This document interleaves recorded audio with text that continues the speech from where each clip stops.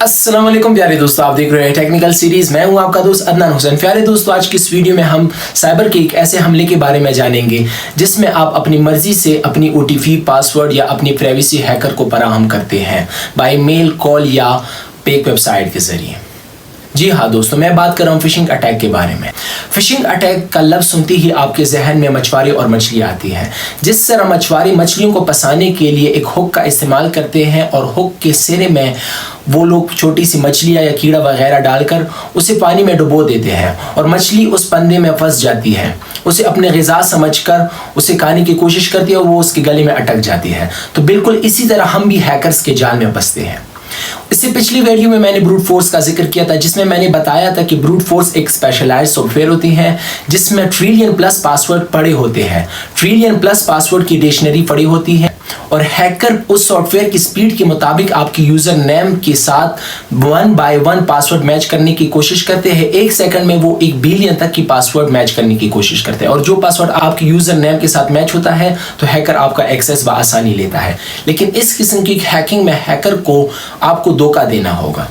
Bye call या bye mail या एक फेक वेबसाइट बनाकर आपको धोखा देते हैं। तो इस वीडियो के जरिए जो लोग हैकिंग सीख रहे हैं वो फिशिंग अटैक सीख सकते हैं और आप खुद को फिशिंग अटैक से बचा सकते हैं।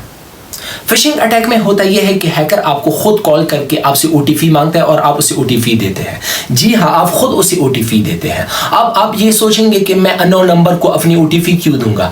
हैकर सॉफ्टवेयर वगैरह का इस्तेमाल करके बैंक के नंबर से आपको कॉल करते हैं और आपको डरावने अल्फाज में कहते हैं कि आपका बैंक अकाउंट ब्लॉक हो चुका है या खतरे में है, आप मुझे ओटीपी बताएं ताकि मैं उसे अनब्लॉक कर सकूं। दूसरी किस्म की फिशिंग अटैक ये होती है कि हैकर आपको मेल करता है और मेल में आपको डरावनी अल्फाज इस्तेमाल करते हैं कि आपका अकाउंट बंद हो चुका है या ब्लॉक हो चुका है या फ्रीज हो चुका है और उसमें एक लिंक अटैच होता है। अब जब उस लिंक पर क्लिक करते हैं तो आपके सामने एक फेक वेबसाइट ओपन हो जाती है। उस ओरिजिनल वेबसाइट की तरह दिखने वाली फेक वेबसाइट में आप अपनी डेटा एंट्री वगैरह फुट करते हैं।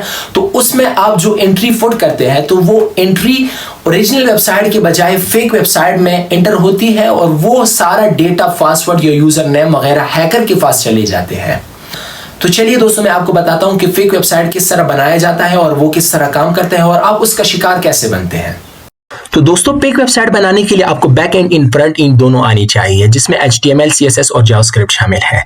तो चलिए दोस्तों, हम लेट्स सपोज लेते हैं फेसबुक को। अगर हमें किसी का फेसबुक हैक करना होता है तो हमें फेसबुक का बिल्कुल जिस तरह फेसबुक है उसी तरह हमें दूसरा फेसबुक फेक बनाना होता है, उसका फेक वेबसाइट बनाना होता है। तो जैसे तो चलिए विजुअल स्टूडियो के जरिए फेक वेबसाइट बनाने की कोशिश करते हैं। तो विजुअल स्टूडियो में एंटर करते ही आपके पास इस तरह का इंटरफेस शो होता है। आप न्यू फेक वेबसाइट बनाते हैं तो न्यू पर क्लिक करते हैं। HTML के जरिए या दूसरी चीज़ों के जरिए बनाना चाहते हैं तो चलिए मैं HTML के जरिए बनाता हूँ।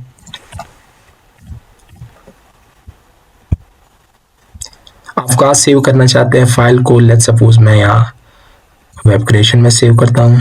इसका नाम मैं देता हूँ फेसबुक।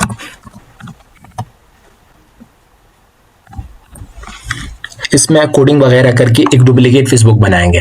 तो डुप्लीकेट फेसबुक बनाने के लिए हमें लंबी चौड़ी लिखने की ज़रूरत नहीं है। हम सिंपली फेसबुक का कोड सोर्स कॉपी करके या पेस्ट करते हैं तो उसी तरह फेसबुक हमारे पास बन जाए। चलो ओरिजिनल फेसबुक की जानिब जाते हैं।